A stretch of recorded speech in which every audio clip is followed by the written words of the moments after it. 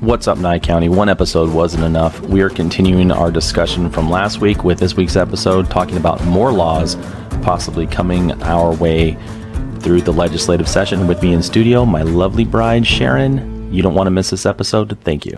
Stay tuned. Attention, Southern Nevadans. Turn up that dial for some real talk about the issues that matter to us. From some of our valley's local leaders, business owners, and even the occasional elected official. Airing now on incredibly intelligent local radio stations and streaming worldwide at thenevadapatriot.com. Welcome to the Nevada Patriot Podcast with Matt Sadler.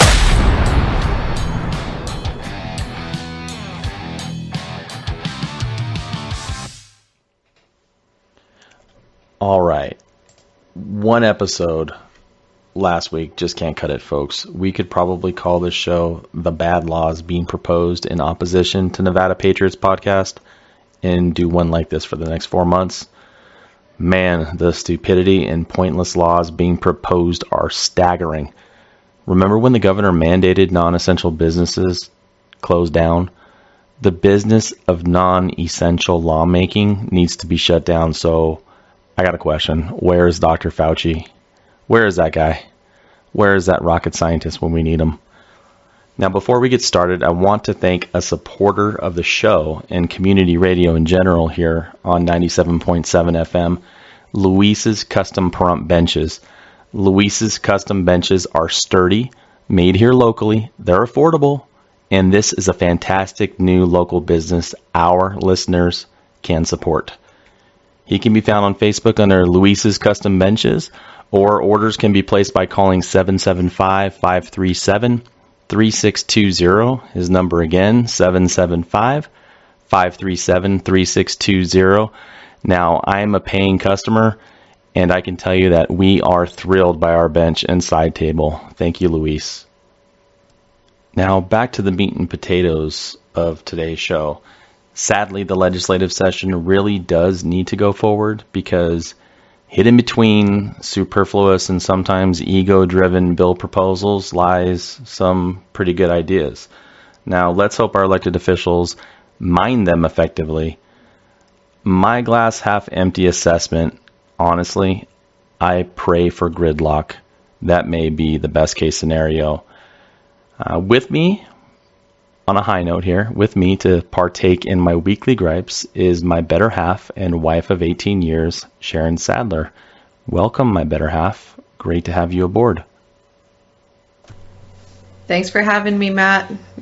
Bringing me on to get this started about what they're doing up in Carson City. I can't wait. Okay. It should be a good show here. So what we're going to do is we're going to highlight some gripes from last week's show and go into 5 new bills that we're going to look at. So in a nutshell, we're going to go over the stupidity of Senate Bill 74. That was a grandparents' rights bill last week. This week, we're going to jump into some unnecessary bills. The first one that we're going to go to was going to be one where officials are going to end up having more room to appoint judges or more power over certain kind of judicial elections, which I think it rings home with us because we just went through a debacle here locally, and I'm worried that something like that could be codified into our Nevada law. The next one we're going to talk about is a good one about limitations of a governor's emergency powers. Then we're going to move to a really laughable one just to keep things light and fluffy here, and then we're going to move to a law that they're proposing to make the election season effectively start a month earlier, which I think is kind of unnecessary. And then finally, one that I think is going to give our Nevada Secretary of State a lot more power than they deserve over our local elections. So the first one, and I know this hits home with me and you, is the one that I talked about on last week's show when I told you about it, the SB 74, which effectively gives grandparents a foothold in your child's lives, even when it could be against your better objections, and it could be to the detriment of your child. And what's your take on how that proposal is, and why does it stink so bad? Well, here's what I think about it. This is what chaps me about this whole bill. What are they doing in Carson City right now? What are they? Okay, so we go and they spend tons of money to campaign for themselves, right? Tons of money on it. Put signs up to say, hey, I'm going to do this, I'm going to change. But who comes up with something so, like, just full on against family rights? It's disgusting. I love my parents. My father passed away when I was a teenager. My mom is wonderful. But God gave me my kids to parent my kids. Right. The government has no business to tell me who gets to visit my child. Yeah. And being in the business that we're in, we see this generational abuse all the time. So to put a mother and a father just trying to do a good thing for their child, trying to raise them right, and then the government wants to put them in a situation to where they have to set up time with a grandparent and their right to go and spend time with their grandchild. This doesn't mean all grandparents are terrible. This is not what I'm talking about. This is the government overstepping.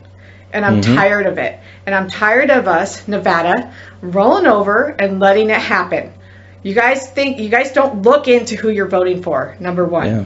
And number two, you have the right as a parent to parent your child the way you want to, because that is your God-given right to do so. The government needs to step off. And I am telling you, with these people that are up there doing this right now, it's only going to get worse if we keep on letting it happen. We might think, some people might think this is a good thing because everybody has their unique, different situations. It's always unique, right? Mm-hmm. I mean, we had family with their unique situations, but does it mean that the government needs to say, okay, we're going to make a law to make everybody's life, make everybody do what, one family or another family, had a hard time doing. No, that's not how it works. Yeah, it's a sad indictment. And I'm totally irritated. I don't want the government in my business. That's why I homeschool my kids. Yeah. All right, so I'm just going to give that back to you. Sorry I had to vent, but you guys have to be aware of what's happening. And for our listeners who don't know, who might not have listened to last week's show, that bill's being actually sponsored by a Republican in the state Senate, Robin Titus. Ironically, I didn't mean for this to happen, but there's even another bill that she's co-sponsoring that's kind of ridiculous, I think, or silly. So we'll probably get into that more. But yeah, for the listeners out there, this bill could give a judge the latitude to rule even against law-abiding parents who've not been found guilty of child abuse, child endangerment, neglect, or anything criminal, to, against their wishes, allow a grandparent who, quote-unquote, has established reasonable relationship or some jibber-jabber like that in the bill, the right to go ahead and against your wishes, spend time with your child. Now, you might come from an abusive household, or just your parenting might not be respected by the grandparent, right? So you're going to have this situation where, although they might have a meaningful relationship with your child, that now this grandparent could be allowed to go ahead and circumvent your parenting, your wishes, and their visit with your child due to some judge granting a court order to allow it. And I just think it's like you. I think it's plain wrong. I think it's given them a foothold into our relationships. And it's like, what's next though? Okay, so they passed this. What else can they overstep in? Yeah, I joked about it last week. I said, it could be. I forgot what I said. I said, is the next bill going to be a creepy uncle bill, that if you have if your child has a creepy uncle that has a meaningful relationship with your child against your wishes, is a creepy uncle then get, is a judge going to say that the creepy uncle gets to sleep in the master bedroom and wake up and have coffee and start a homeschool curriculum for your child? I mean, what is next? We started allowing these laws to come into effect. See, the thing is, if you're a parent of a kid and you're the steward over the child, you're the custodial parent, and your child does something wrong, the police come at you. The police will come to you as a responsible party. Your child goes out and steals hood ornaments from an 87 Chrysler LeBaron in a parking lot. I'm not throwing anybody under the bus. I know someone very close to me who I think did that when they were kids. Who are they going to go to? Are they going to go to the grandparent? Yeah, so the parent will have all the responsibility to give food, to clothe, to shelter the child, to be legally responsible for every avenue.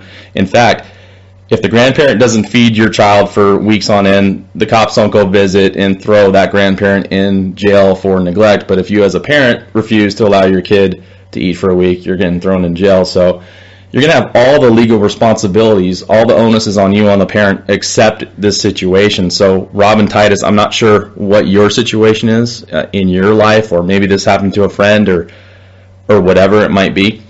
But the lawmaking body of the state of Nevada that we, send our lawmakers, our elected officials to go represent us in, it's not intended to have these, I hate to call them pet projects, but these kind of are pet project laws that are being proposed. And we're going to get into one other one later on that's absolutely ridiculous. So we're going to go now to a new bill, also sponsored by Senator Titus. This new bill is called SJR1, so that means Senate Joint Resolution 1. So this has, I guess, the makings of a bipartisan, meaning both parties maybe in the Senate kind of coming together and putting together this bill. So this bill proposes to amend the Nevada Constitution, and key word, when you hear that, propose to amend the Nevada Constitution, pump the brakes, because whatever's coming next is probably stupid. Yeah, definitely stupid. So this one says, propose to amend the Nevada Constitution to revise provisions relating to elections involving incumbent justices or judges who are unopposed. Now this seems like an innocuous, kind of pointless bill. I'll kind of give a summary of what it really means. So you have judge elections at the local level, justice courts, sometimes appellate courts, different judge races, family court, district court that you'll see on your ballot. Sometimes a judge runs unopposed. And traditionally what you'll find on your ballot is there'll be a check mark box next to the judge's name. We'll call one of them Joe Smith, is running unopposed. And maybe there's no other box there at all, so you either decide to check the box or you don't. In some cases you see a none of these or none of the above. You can check that box. What this is proposing is that there should be two boxes. It'll have the candidate's name above it, the judge, Joe Smith, and then two boxes. Retain this judge or do not retain this judge.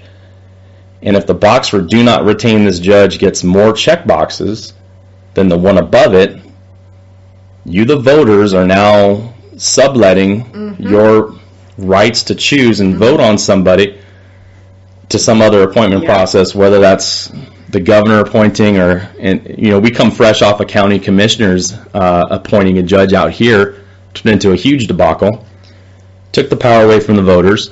So I see this as a weird, almost seemingly harmless. Setup. It could be a setup for sure. It's all set up.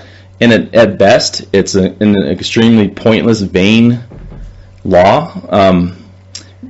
Our lawmakers are kind of reminding me of board meetings, and I'm sure you've had them too at your job, where we have a need to have a board meeting. We're in our quarterly board meeting. Everybody meet in the office, and everybody sits around the table. Talk about. And everybody sits around the table, and you might have 5 turns away, and you're thinking, oh gosh, I gotta say something that's pithy, that's cool. I hope I say something that's really cool and meaningful. I want to look like the smart guy in the room. I want to look like the smart guy. I got to do something. I can't just have it pass over to me and I'm like, I got nothing, guys.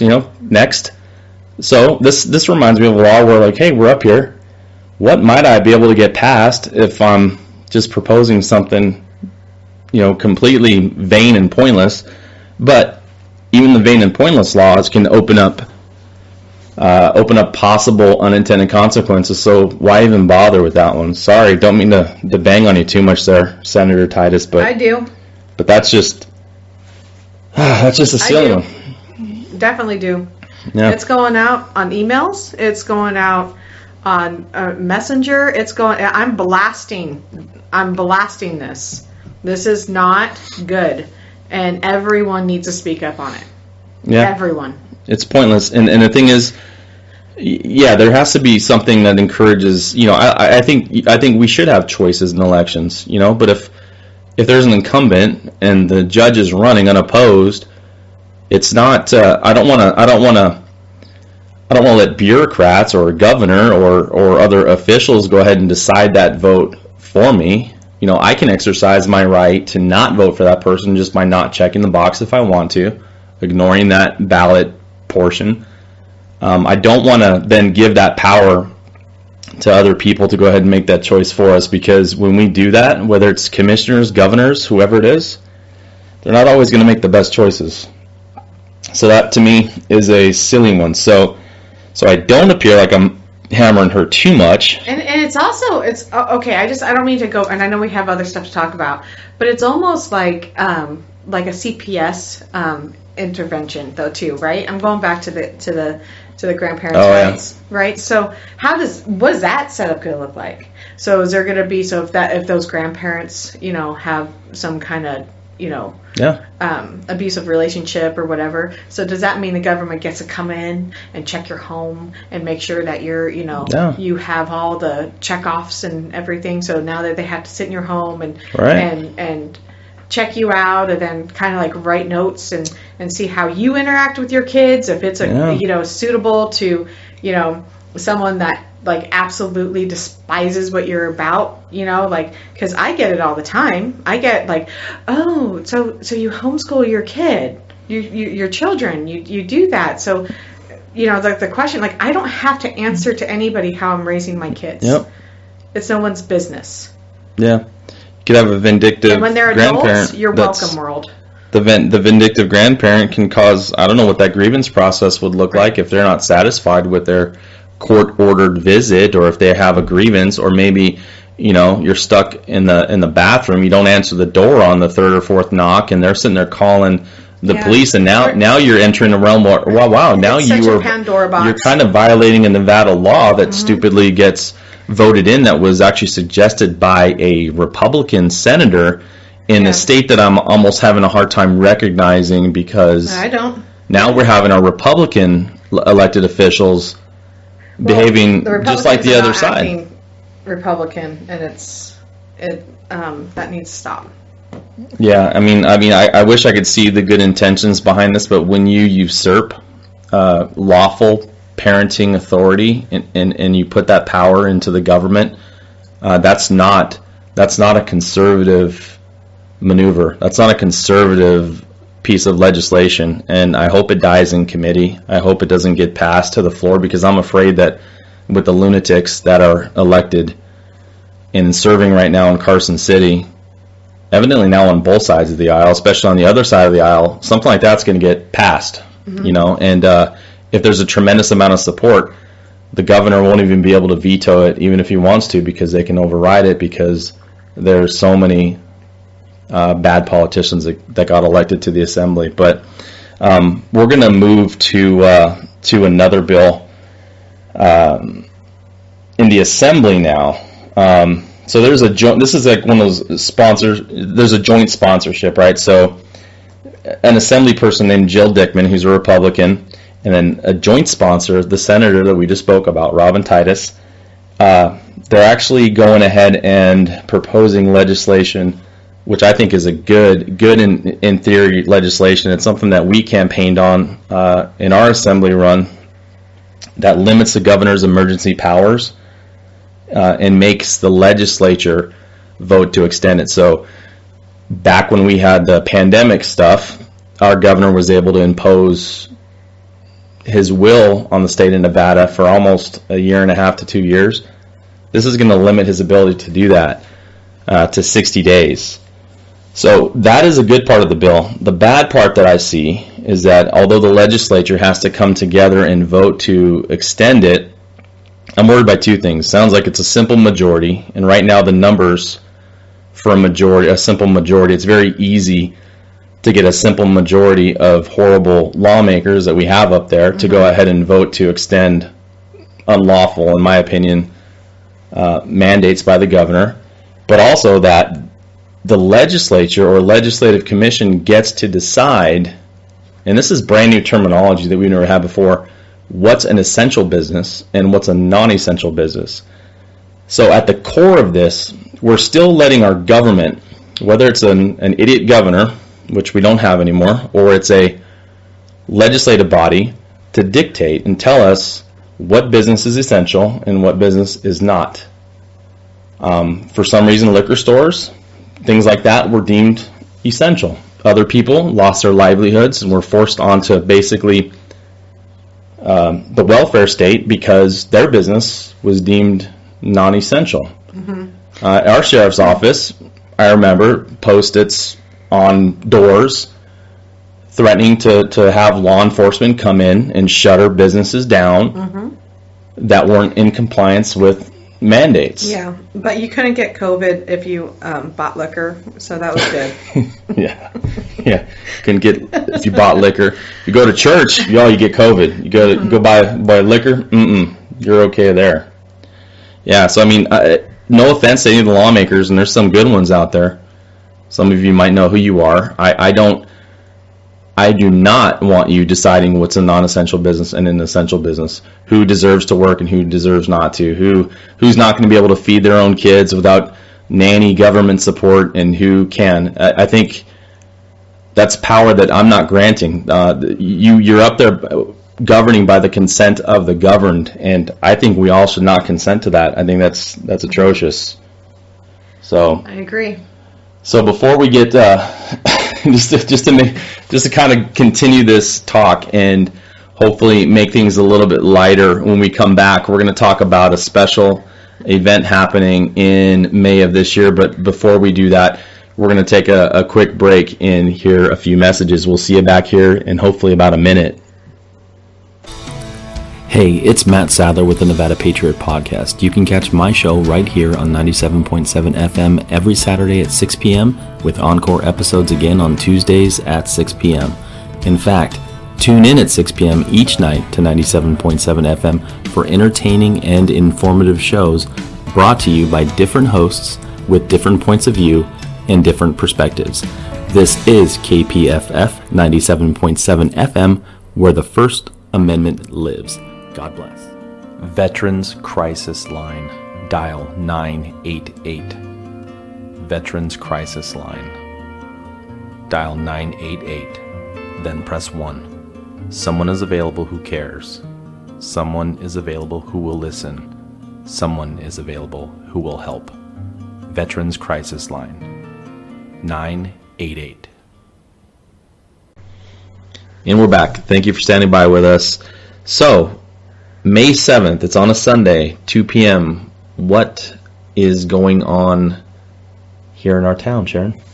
Well, that's going to be the first annual, actually, because I kind of want to keep on going because I know this is going to be a great event, but it's a women's conservative tea, and it's going to be in the afternoon, like at 2 o'clock on a Sunday, and all the proceeds will go to Pahrump Valley Republican Women. And the reason why I decided I want to do this event is because that group of women, the Pahrump Valley Republican Women, are amazing. They really care about our town, our state, and our country. And I see every single one of them really just going out there and speaking out. They're servicing our community, and I believe that we need to have more healthier conversations and to bring more women into this group, because people talk about, I don't want to talk about politics, or I don't want to be a part, but we have to, because it affects us. It affects our lives. So when we can come together, that's why I want to open it up to all ladies.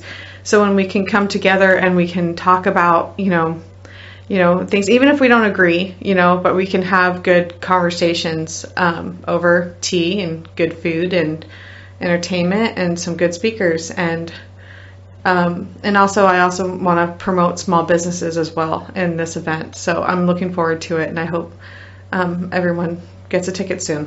Yeah, so that event is on Eventbrite now. Tickets are $35 a piece. I know you're looking also for people that are interested in becoming hosts of the table. So to put into perspective, it's going to be held at the Artesia Community Center here in Pahrump, in the Artesia community, like the name. So that's where it'll be. But there's going to be about, 15 tables or so. So you're going to be looking for women to head up those tables and kind of provide a tea setup. Everybody's going to be wearing the cool tea hats. And if you're interested in doing something like that, contact Sharon. You can actually contact her, 702-504-9185, 702-504-9185. Reach out to us on Facebook. Check out the event. It's on Eventbrite. If you don't remember Women's Conservative Tea, first annual Women's Conservative Tea in Pahrump, just go to thenevadapatriot.com. The link is right at the top of the website, thenevadapatriot.com. So, again, tickets are $35 a piece, but just also know this, ladies, if you have someone that's interested in going, or you are someone that's interested in going, and there's an issue and maybe financially it might not be something you can do, there are sponsors that are stepping forward that are going to help take some of that burden off of some of you ladies. So if you know of a lady, or daughters as well, it's not only adults. I think it's important to reach out to that next generation. Mm-hmm. I bought in wholeheartedly to conservative ideals, not at a ladies' tea by any means, but in different ways. When I was a teenager, I was young, and it rubbed off on me the right way, going to certain events and things and hearing good ideas from people that mean well, and it affected me and it shaped me. And it's important that I heard that and I was exposed to that at an early age. It helped kind of dictate who I would eventually become. So don't undervalue your influence on the next generation. And also, if you have independent American friends or libertarian friends or even Democrat friends who still have it going on upstairs, invite them to come along as well. Reasonable people, nonpartisans, whoever you might be, Green Party, whoever. It's an event that's not exclusive to Republicans, because I think if good ideas are presented in a way that extols their value and their virtue, regardless of your party affiliation, I think the truth is absolute, and what's good is good and what's bad is bad. So, we put our heads together, and the ladies are actually very good at it. I can tell you firsthand, being an active member in the Republican Central Committee here in Nye County, the women do a lot. And in this organization, they do, I'm not going to say they do more than the guys, although the optics dictate in my feeling they kind of do. They do a lot more. They are the backbone. Lifeblood stuff for the party. Yes, they do. So this is a hugely important event. So I encourage you, mark off that day. It's the weekend before Mother's Day. So this is May 7th, 2 p.m. Details are at thenevadapatriot.com. Please pass it around. Let your friends know. Tell all your neighbors. It's going to be a good event. And tickets will ultimately, I'm confident they're going to sell out probably well before the event. So make sure you can squirrel away yours. And anything else you wanted to add to that before we move on in the talk here? No, I'm just looking forward to it, and I can't wait. It's a few months down the road. Okay, my infomercial is over. Okay, just kidding. No, we're moving along to other stuff. We just had to keep it light because sometimes these bad bills get me in a dark place. So let's move along. So the next one's kind of a funny one, and this one's called Assembly Bill 82, AB 82. It's presented by Assemblywoman, first-term Assemblywoman Erica Mosca. I kind of know her from, we campaigned. I campaigned in District 18 for Assembly in the eastern part of Las Vegas and Henderson. She was running on the Democrat side. And she was on the Democrat side. She didn't make it past her primary back then either, against the eventual, I don't know, what did he win, 97 elections in a row, Richard Carrillo? I don't know. No. Hey, goodbye, Richard. I'm glad you're not there. But anyway, Erica is a newly elected assembly person. I don't think it's the same district. I think she had moved and she won successfully in some other district. But now she's up there, so she's suggesting sponsoring a bill. It's been referred to the Committee on Government Affairs, and it is relating to a day of observance.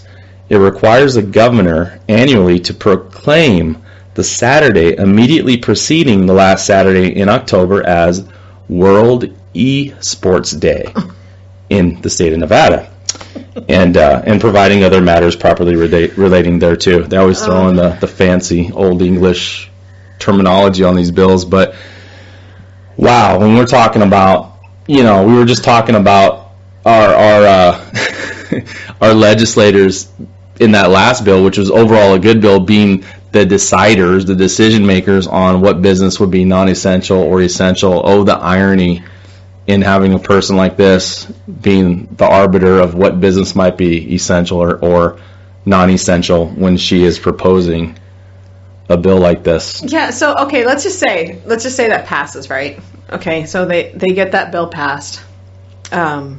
So what do they do? So what do we do? On Esports Day? How do we celebrate? On the gaming day? Do they get a day off from not working? Like, how does that work? Yeah, all the people that are spending. No offense, I don't know how many gamers or esports players we have listened to the radio, but I'm sure I'm going to chop a few of them. Two of our kids, our children, like to play games. Okay. But that's not their life, and if we should film their reaction. Yeah. Explain this bill to them and just seriously film their reaction. We legitimize like a day for our gaming, esports. Like what does that even? Yeah. Then okay, so say that passes. So then what's next? Yeah. Right. What do they do? What is going on? I'm trying to think of another. I don't know. I like hockey. What could we call that? Just I don't know. No, but why does it have to be celebrated? Why does it have to be a day off? Why does it have to be recognized? I know it's a Nevada observed day. I don't like. Are we getting this wrong? Because this is almost like it's just too weird to be true. No, it is. I thought one of those last bills we were talking about was like the epitome. Is this how she got votes? So did she knock on doors and say, "Hey guys, this is my Erica's 25-day plan. Day 1, I promise, gamers unite. I will fight for you. Ask not what you can do for your gaming, and we'll be recognized. We will be recognized in our gaming." Yes. I don't know. They're taking down some Lincoln statues in different towns and cities, so maybe I don't know. Maybe a statue of a guy that weighs as much as I do, eating a jar of mayonnaise and a Mountain Dew, and some thumbs. I don't know. What next? With some VR goggles. I don't know. I mean, I don't know. Is there going to be like a $500,000 statue tribute in the middle of downtown Las Vegas? They're gonna be like, you know what, let's use our taxpayer money for this one too. Those gigantic iron burrows that look like they're gonna run out onto the highway on 215 out there. just filled with bad ideas. That's why I don't understand. What are they doing in Carson City? I know. Hey folks, none of them are getting rich up there. Off of what they're making anyway. I don't know. It's not taxes well spent in the state of Nevada. I don't know. So out here, whenever I see a bond getting awarded and they're denying $50 that goes to the state of Nevada and the county of Nye, let me post some more bonds and I can subsidize some of these lawmaking excursions so that you, the taxpayer, don't have to do that. So I don't know. I guess this is why our property taxes keep going up. It has to help out some silly stuff like this. So yeah, moving along to another bill. Gosh, what is this one? This one is moving the election declaration of candidacy for candidates looking to attain office, moving that declaration day basically a month earlier. So now when you're running for an office and say the primary is in June, your official declaration of candidacy, either through your local clerk's office or the Secretary of State, is usually starts the first week of March, and it ends pretty much 2 weeks after that, or close to 2 weeks after that, like maybe 10 days after that. Now they want to move it up to February, earlier. So yeah, imagine the complaints of when we ran for office, the complaints I'd get on signs or whatever. They get to start a month earlier with the griping. So yeah, I don't know if that's really what we need, right? Just the election season to last even longer. It already feels like it lasts, I don't know, 25 hours a day, 8 days a week as it is once it's in swing. I don't know if we want that any earlier. Like election season lasts longer. We really have to just stop voting for people. Like, just, okay, if you don't know who to vote for, like when you go and like, oh, that name looks good, or I don't know anything about it, I'm just going to fill this in. Stop it. Mm-hmm. Please stop. We just have to stop doing that. We really, really, really need to start looking into who you're voting for and what they're doing. And when they do their campaign promises and you like it and you think it's good and you think it's going to be good, hold them to it. Hold them to it. Don't let them, because I'm tired of people saying that they're going to do something and they don't follow through. Because I doubt this was on a campaign flyer with someone with like helmet head holding a baby and no, I don't think that was a sparkler in one hand and bamboozled on that one. I vow I will start elections even a month earlier. So we can see more of these postcards that you chuck in the recycling bin every week. Yeah, I don't know. Hopefully, I guess if laws like this were to get passed and other more dangerous ones like the grandparents' right ones don't, I'll take laws like this. I think getting passed before that any day. I mean, I don't know. But the next one, the last one that I wanted to kind of close on, everybody knows here in Nye County, we went under a process of paper ballots. Now, there was some confusion going on that we were only hand counting and not using actual tabulator machines. That is not accurate. While we were doing paper ballots, these votes were counted and always the intention was always to have the machine counted. That was never a negotiable. So the machine was tabulating these figures.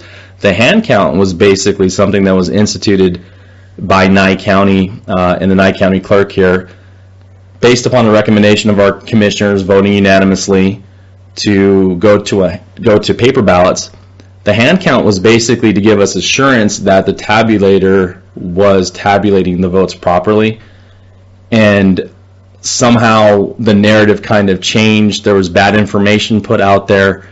The way we handled our elections out here with the paper ballot, I have the utmost confidence compared to when we ran in our primary, where we're using nothing but those Dominion machines, because honestly, since they've come out, and since what was the election where 2010, where the numbers just didn't make sense. And I can honestly say that in the primary, I won't point out to particular races because I'm not going to cast aspersions and say that there was anything hanky going on, but if I had $1 for every person that came out to me and said that we think there was something goofy in my primary election and even some other races, I'd have some dollars. I wouldn't be rich, but I'd have several dollarses. So that'll work. Yes, multiple dollari. I'd have lots of dollars. I'd have more money.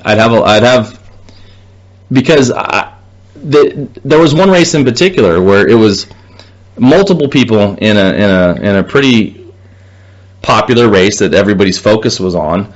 The top two vote getters were not separated by very many votes at all. So the top two went on to the general. I mean, they were neck and neck, actually, statistically very close together. Then the other candidates were a little bit further behind. So the top two go forward. And in the general election, now we're using a tabulator and paper ballots, and the front runner, who was only ahead by, 100 votes or so in the primary, ends up just obliterating the competition in the general election. And to me, being a numbers guy, statistically those numbers don't make sense to me. How somebody that's very close, yes, and granted, the other candidates weren't there taking up votes and changing, but statistically so you would have to say that all the other candidates' votes practically went to the front runner, and statistically that's just not how it happens.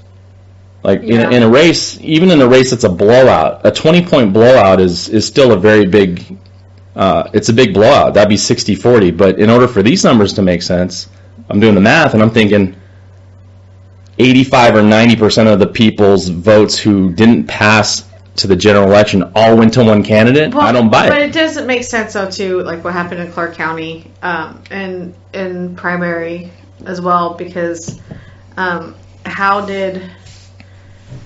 It doesn't make sense about how most of the Democrats got elected and how well, not in the primary, in the general, how the Democrats won and then we got a Republican governor. Yeah, it doesn't, because even after the years of what is happening in our state with how COVID was handled and how everything was handled, I just don't see. Yeah. I don't see the logic, and I'm not saying it just doesn't add up. Things don't make sense to me, especially how hard I did campaigning for you when you were running, and then talking about other candidates and people even changing their voter or even registering to vote and stuff so they could vote against a Democrat, or they vote. People were more involved this round. So I don't know. I'm questioning a lot, but it doesn't make sense how the most nationally significant races all went to the Democrats. Yes. And we have a Republican governor that won. It wasn't super close. It wasn't down to the wire. He was declared the winner relatively early in the election night. And then Clark County and all these voting tabulations end up ceasing and stopping for hours, and then there's no surveillance, and then there's the poll watchers are complaining that they're being shut out and all this stuff. All the markings of silly elections. I mean, if you have these voting machines that are supposed to be so accurate and all that, and you're still having problems in Clark County, and the issue also, it just stems from these massive amounts of mail-in ballots that can just come in from anywhere unchecked. You're relying on the U.S. Postal Service to deliver them properly, for people to be honest on them. There's no voter ID and all that stuff. It's just the perfect storm for elections that are unscrupulous. So I got to tie in. I forgot to mention the bill that I'm even talking about here being proposed. It's Senate Bill 54.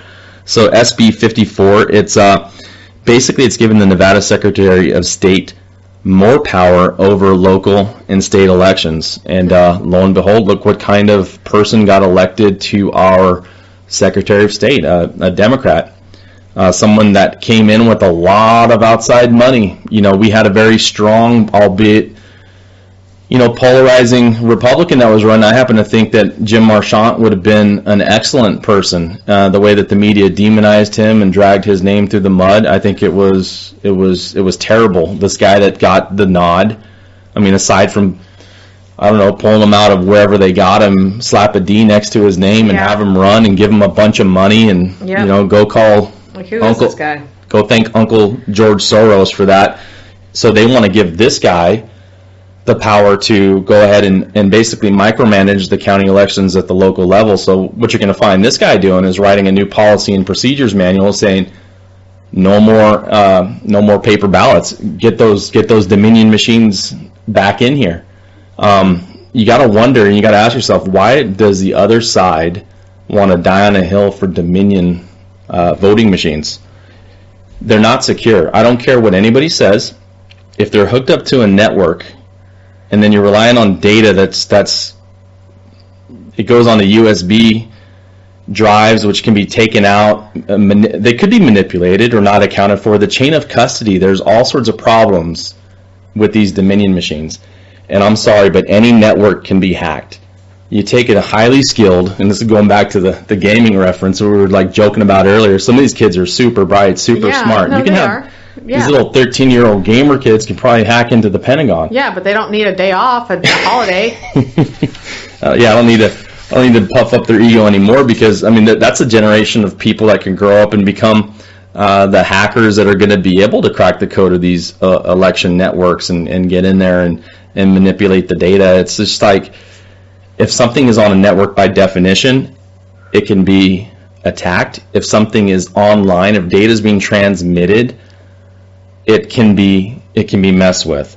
So the last thing we want to do is give this more power to the Secretary of State. So to put it more specifically, it requires the Secretary of State to prepare, maintain, and publish an elections procedure manual, requiring county and city clerks to comply with the most recent version of such manual, requiring the Secretary of State to provide training to certain elections officials related to elections procedures, providing for the attendance of certain election officials at such training, and providing other matters properly relating thereto. So basically, you're going to have a Secretary of State that can come into our county and tell our clerk, Mark Kempf, that, you're going to do exactly what I'm telling you to do on your elections, the way that I'm telling you to do them.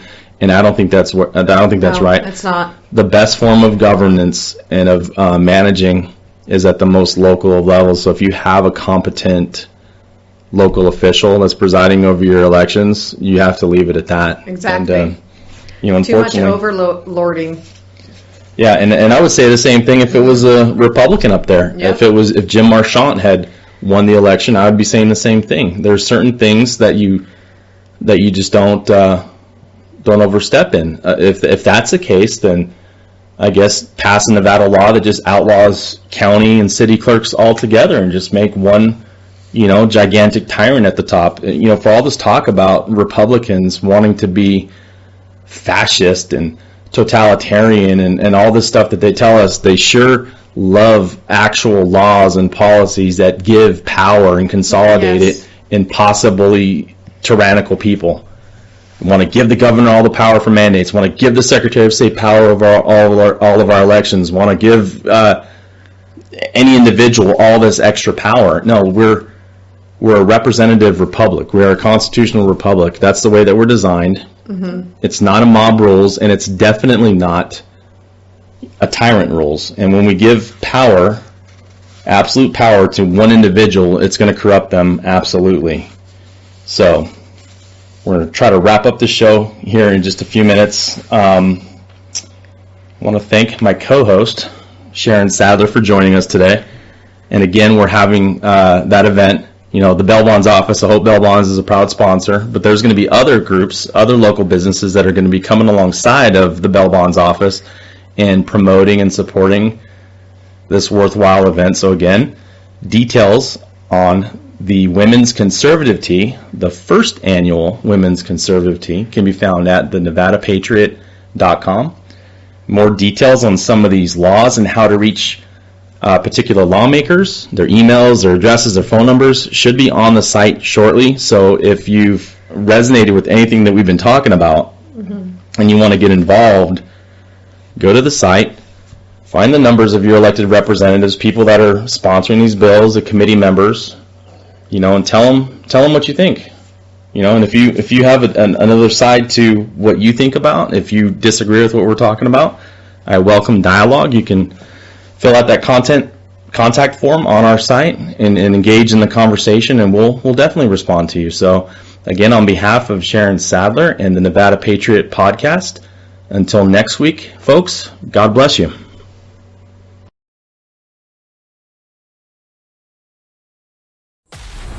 You've just spent some of the best minutes of your life hanging out with Matt Sadler at the Nevada Patriot Podcast.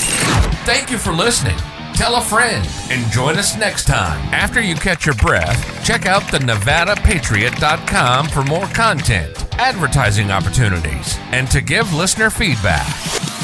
That website again is the NevadaPatriot.com. Until next time, Patriots, stay American.